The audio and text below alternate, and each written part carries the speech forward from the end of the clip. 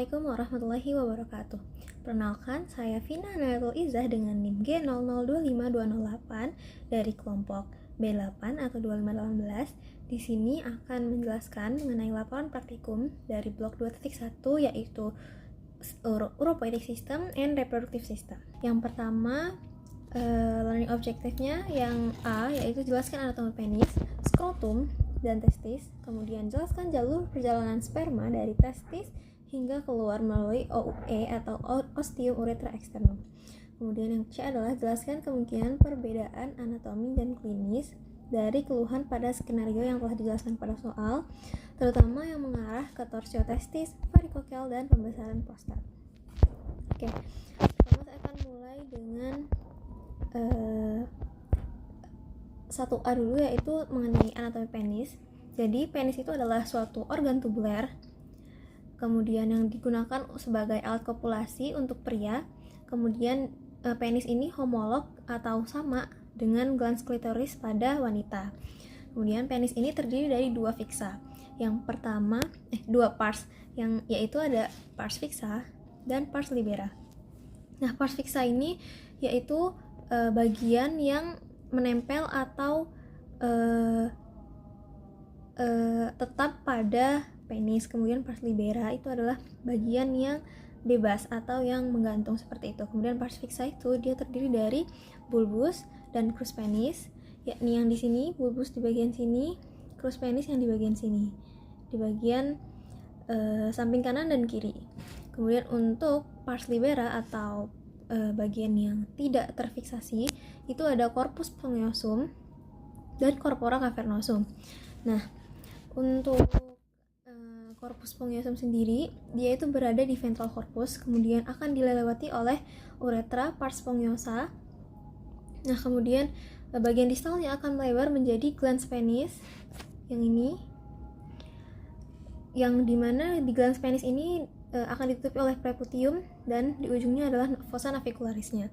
Kemudian untuk corpora cavernosa atau dia ini terdiri dari dua corpus cavernosus yang ada di bagian dorsal penis, di mana terdapat jaringan di mana corpora cavernosa ini sebagai jaringan erektil utama.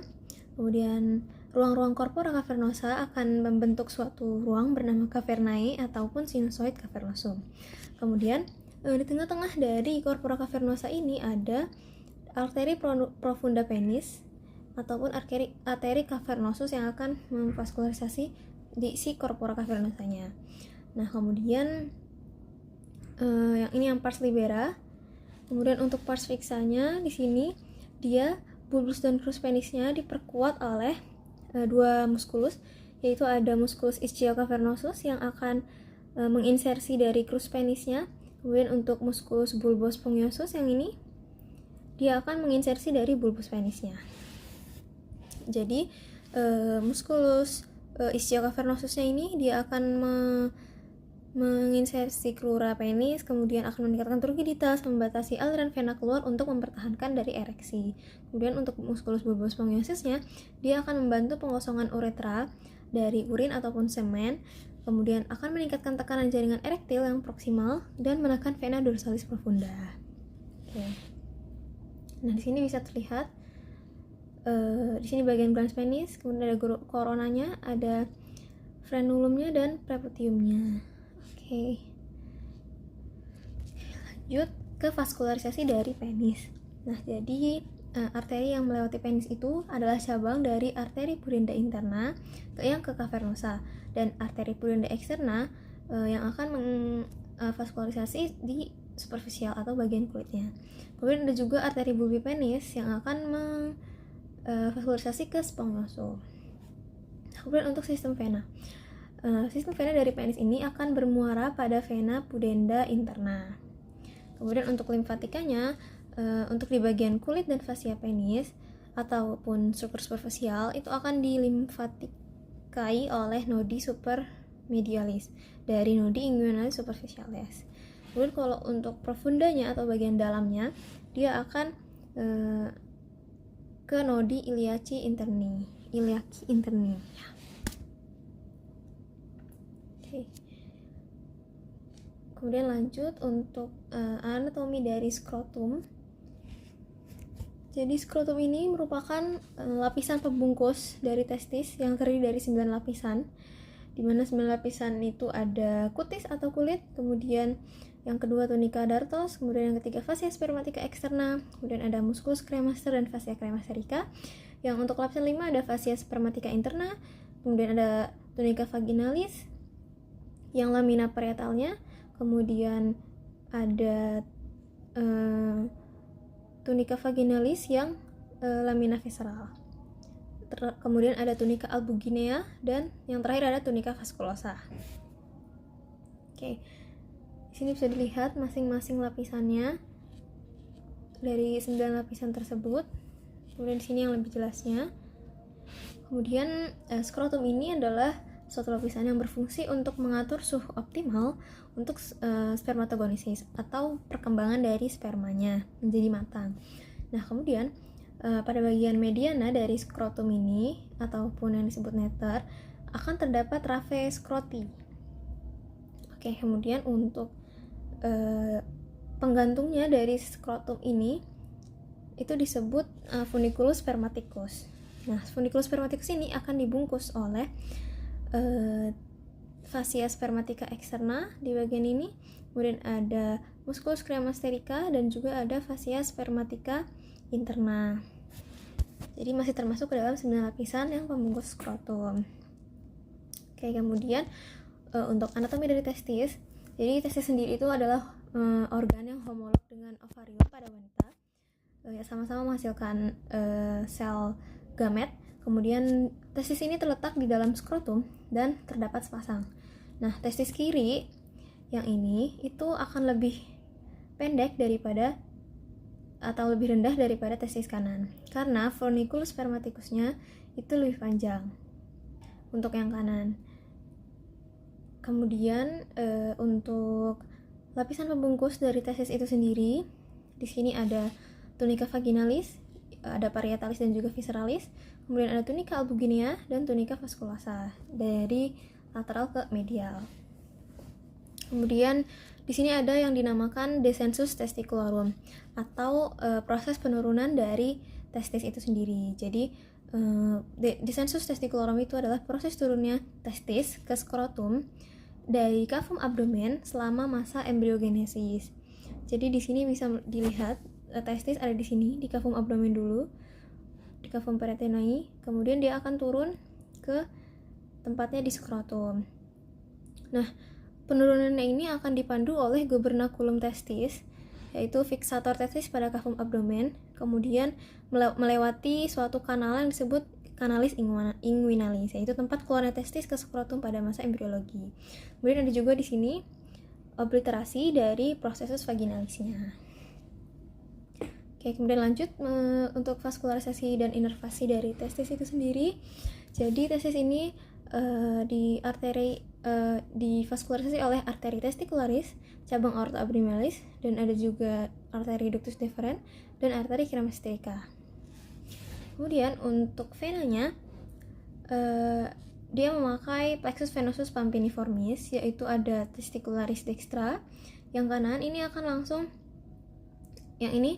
langsung bermuara kepada vena cava inferior yang di sini. Kemudian untuk vena testicularis sinistra yang kiri, dia akan bermuara terlebih dahulu ke vena renalis sinistra, baru akan ke vena cava inferior. Nah, jika terjadi infeksi pada testis ini, limfonodi regional yang terpengaruh adalah para aorta ataupun lumbales. Kemudian untuk inervasi dari testis ini ada plexus testicularis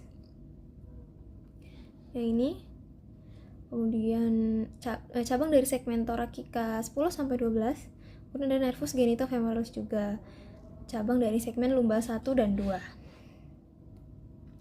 Oke, kemudian lanjut untuk 1B-nya, yaitu mengenai jalur perjalanan dari sperma sendiri. Jadi sperma atau spermatozoa itu dihasilkan oleh sel gamet dari tubulus contortus seminiferus yang ada di sini, yang ada di lobuli dari testis. Kemudian nanti spermatozoa akan dilanjutkan ke saluran berikutnya yang dinamakan tubulus rectus seminiferus. Kemudian akan dilanjutkan lagi ke retetestis yang ini, yang seperti anyaman-anyaman. Kemudian di ductuli efferentes yang sebelah sini, ductuli efferentes. Kemudian akan lanjut ke ductus deferens-nya epididymis. Akan dilanjutkan ke epididymis, kemudian ke ductus deferens, kemudian akan ke ampula di ductus deferens, kemudian di ductus di bagian sini ampulanya, kemudian di ductus ejaculatorius sini, kemudian akan bersatu dengan saluran vesica spinalis yang di sini, dari sini, kemudian akan ke ostium ductus di ejaculatorius yang di sini, kemudian akan ke uretra pars prostatica, kemudian uretra pars membranosa, uretra pars spongiosa, dan terakhir ada di ostium uretra externum yang di sini. Oke, lanjut. Yang pembahasan bagian C, 1C, yakni perbedaan klinis dan anatomi mengenai torsiotestis, varikokel, dan BPH atau benign prostate hyperplasia.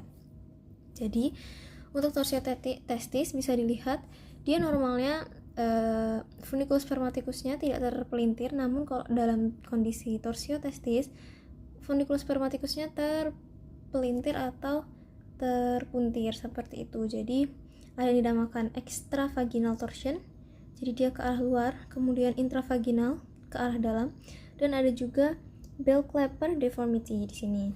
Nah, jadi kelainan dari anatominya itu jadi funikulusnya terpuntir, yakni saluran dari penggantung testisnya itu, sehingga akan menyebabkan nyeri akut atau yang mendadak. Jadi testisnya akan nampak lebih tinggi, dan untuk dari refleks dari kremasternya itu akan negatif atau tidak ada refleks. Kemudian untuk varikokel, jika yang normal pembuluh dari venanya ini tidak akan membesar, namun varikokel ini terjadi karena pelebaran dari vena pada plexus pampiniformis di skrotum. Nah, nanti akan terbentuk seperti benjolan, seperti sekumpulan cacing, namun biasanya tidak nyeri, namun hanya pegal-pegal saja. Kemudian yang terakhir ada benign prostate hyperplasia. Jadi benign prostate hyperplasia ini suatu keadaan di mana prostatnya membesar, melebar, jadi memadat seperti itu, atau agak lebih keras. Jadi prostatnya ini akan menjepit dari saluran uretranya. Nah, kemudian biasanya akan menyebabkan gangguan BAK seperti pancaran lemas hingga sering ke toilet dan merasa tidak tuntas. Oke, kemudian untuk nomor 2, yang A adalah jelaskan pembagian organ sistem uropoietika dan fungsi umum masing-masing organ. Kemudian yang B, jelaskan alur perjalanan urin dari ren hingga keluar melalui uretra, serta sebutkan bagian-bagian penting yang dilaluinya. Oke. Untuk yang A, organa uropoietika yang dipakai atau yang menyokong dari sistem urinari di tubuh manusia, yang pertama ada ren. Di sini ren, yakni organ pertama yang akan digunakan untuk menyaring darah sebelum dikeluarkan menjadi urin. Jadi nanti darah di sini akan disaring atau difiltrasi, kemudian akan melalui proses absorpsi dan juga proses augmentasi. Ya, kemudian akan dilanjutkan ke ureter. Nah, di ren ini memiliki fungsi, ada fungsi ekskresi dan filtrasi, yakni menyaring darah dan membuang sisa metabolit untuk dikeluarkan menjadi urin. Kemudian ada fungsi regulasi, yakni mengatur keseimbangan pH, volume, dan komposisi cairan tubuh. Kemudian ada sekresi, yakni mensekresikan hormon-hormon. Kemudian setelah dari ginjal atau ren, nanti urinnya akan diteruskan ke ureter sini, yakni saluran penghubung antara ren dan vesika urinaria. Nah, jadi fungsi dari ureter itu yaitu transfer urin dari ginjal ke vesika urinaria. Kemudian di vesika urinaria berfungsi sebagai tempat penyimpanan dari urin serta tempat mekanisme pengeluaran dari urin. Kemudian akan disalurkan ke uretra yang berfungsi sebagai saluran akhir untuk mengalirkan urin dari vesika urinaria ke luar tubuh. Oke, jadi di sini terlihat ada organ ginjal, di sini ada ureter, sepasang ureter yang akan masuk ke vesika urinaria dengan oblik atau menyilang seperti itu agar tidak refleks. Kemudian di sini ada vesika urinaria dan di sini ada uretra pada pria. Nah, kemudian di sini ada alur dari perjalanan urin di bagian 2B. Yang pertama, urin akan disaring atau difiltrasi dari darah itu di nefron, yakni tepatnya di glomerulusnya, di kapsula Bowman.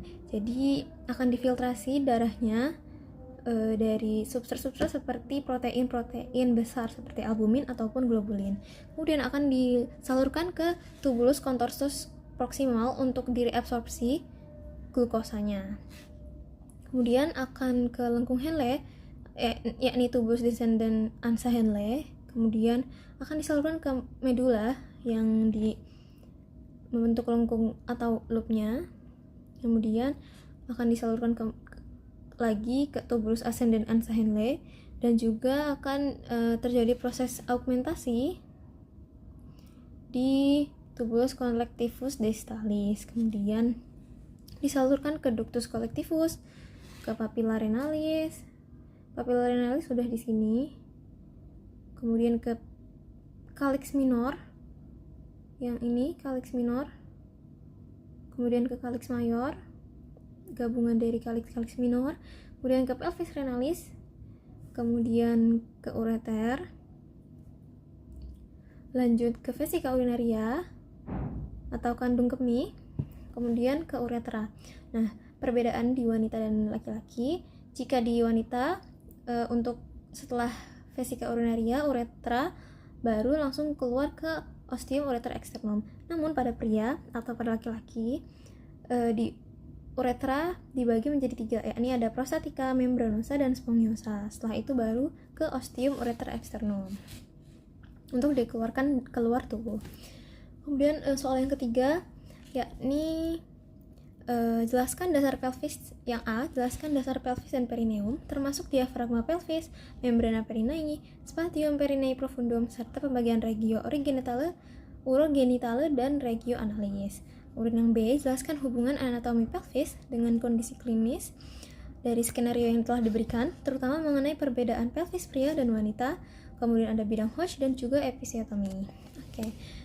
Dimulai dari 3A, yakni mengenai dasar pelvis dan perineum. Nah, dasar pelvis dan perineum pada pria dan wanita dibentuk dari 3 lapisan.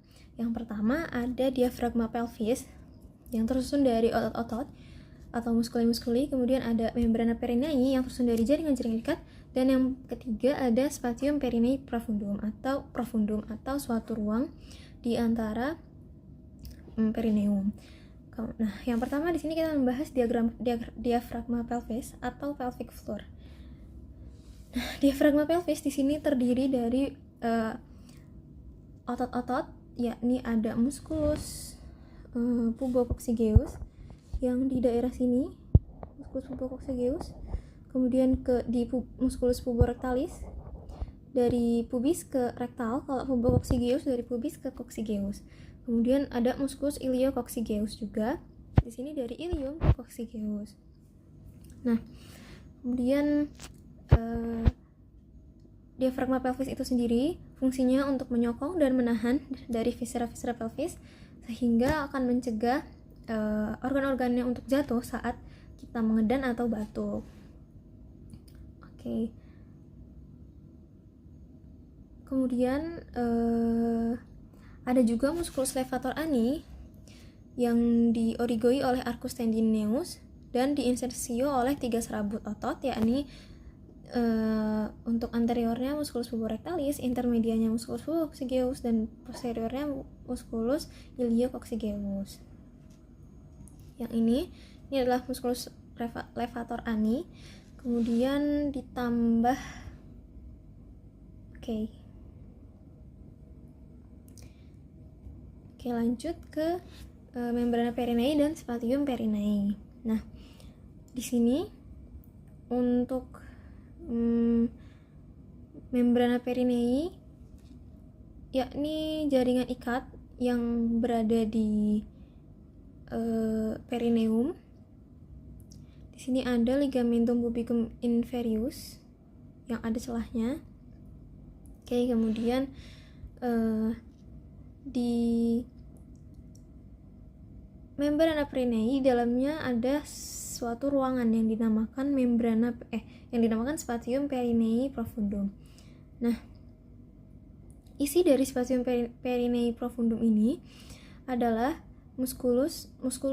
Pada wanita, di sini ada musculus transversus perinei profundus, kemudian ada musculus sphincter urethra externum, kemudian ada musculus sphincter urethra vaginalis dan musculus compressor ureter.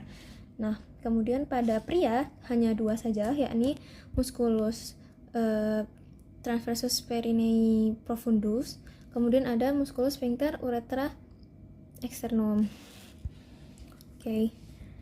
Kemudian lanjut kita mengenai perbedaan regio urogenitalis dan analis pada wanita dan pria. Nah, di sini di bagian sini terdapat urogenital triangle atau trigonum urogenital di bagian sini dan trigonum analis di bagian sini. Nah, untuk di wanita dan pria itu berbeda. Jadi untuk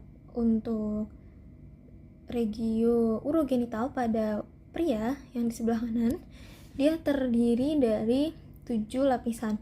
Yang pertama ada kulit tentunya, kemudian yang kedua ada fascia perinei superficialis atau coles, kemudian yang ketiga ada fascia perineum profundum atau gallaudet, kemudian yang keempat ada spatium perinei superficialis, kemudian yang kelima ada fascia urogenitalis inferior atau membrana perinei, kemudian yang keenam, lapisan keenam ada spatium perinei profunda.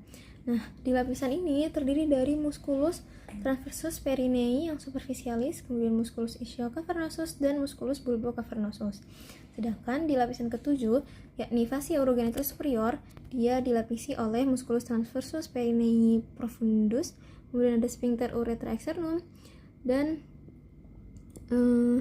ada bulbo urethralis glandula bulbo urethralis Cooperi di bagian sini. Oke. Sedangkan di wanita sama dibagi menjadi 7 lapisan juga, dan juga masing-masing lapisannya itu sama, namun hanya terdapat perbedaan di bagian lapisan ke-6, yakni di spatium perinei profunda. Jadi jika di laki-laki hanya terdiri dari 2 atau 3 otot saja, namun di wanita di sini ada 4 otot. Jadi ada musculus transversus perinei profundus, ada musculus sphincter urethra externum, musculus sphincter urethra vaginalis dan musculus compressor uretra. Yang telah dibahas di pembahasan spatium perinei profundum sebelumnya. Oke, kemudian di sini ada pembahasan mengenai bidang Hodge. Jadi bidang Hodge itu adalah suatu bidang yang berfungsi untuk memantau seberapa besar atau sudah seberapa turunnya kepala bayi untuk melahirkan.